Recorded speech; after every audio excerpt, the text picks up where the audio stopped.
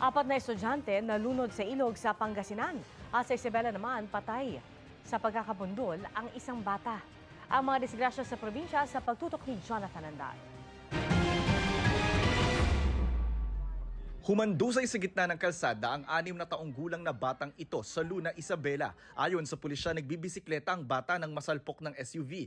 Hindi siya umabot ng buhay sa ospital. Nagkaareglo na at sasagutin ng SUV driver ang gastusin sa pagpapalibing. Sinisikap ang makuhanan ng pahayag ang kaanak ng biktima.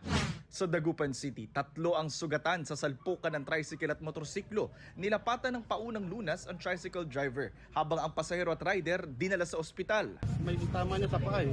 Dito sa may suot. Kaya natabunan pa na siyang motor eh. Patuloy ang investigasyon. 4 na estudyante ang nalunod sa ilog sa Bayambang, Pangasinan. 2 sa kanila ang nakitang patay, ang isa nagpapagaling sa ospital, habang ang isa hinahanap pa. Ayon sa ama ng nawawala at nagpapagaling sa ospital, nagpahatid ang mga anak sa bahay ng kaklase pero hindi sinabing pupunta sila sa ilog. May gagawin sila daw. Iwan ko kung anong gagawin. Kaya pagdating ko dito, nabalitaan ko, nandun sila. Katuray. Naligo sila daw. Ayon sa pamunuan ng eskwelahan ng 3 sa mga estudyante, dumalo pa sila sa Foundation Day ng paaralan pero hindi na pumasok kinahapunan. Sabi namin, bumalik kayo kahit na mayroon tayong JS bukas.